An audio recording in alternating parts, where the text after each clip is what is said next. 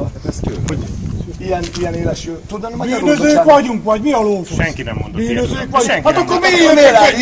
Éles hát mi van, meg állarccal? Mi a faszé jöttök? Azért, mert engem ide küldtek. Persze, és akkor azt mondják, hogy üljél, akkor először. Uram, nyugodjon meg. Igen? Egyen nem lőtt. Hát akkor jó, ne? Egyelőre!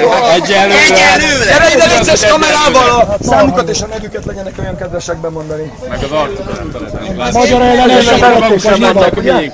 Mi csak védjük magunkat, a jogainkat. Semmilyen intézkedést nem Hát kezdeni. nem, de látom, hogy Fenyegetően lépett fel Fenyegetően, így van! azzal a géppisztolya már, bocsánat. állarccal. Egyedül ön kiabál meg az úr. Nyilván igen, mert félünk attól a géppisztolytól. Én nagyon félek. Hát nyilván, akkor nem tudunk félni, ha visszamegy a lakonyába. Nem kell félni a gépet. Jó, Lehet, hogy nem tud magyarul. tud magyarul az? Tudtam elmenni oda, és nem megyünk oda. De hát azért ne vicceljen már, én is lőttem, nem volt ilyen modern, azért innen bárkit leszednék vele.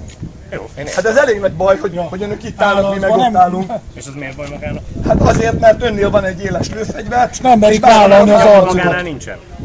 Nincsen Nem semmi. akarom átvizsgálni, csak kérdezem, hogy valamit tudnak. Hát nyilván elég jól látszik, hogy ő nála van, nálam meg nincs. Hát az látszik, hogy önnél így most a kezében nincsen. Nem elfért, bedugtam volna, tehát bocsánat, ezt egy ekkorát. Rendőröknek van igazolványuk, jelvényük, Így van, számuk. kérem szépen Lehet ezeket. igazolni, tudjuk, hogy kik ők.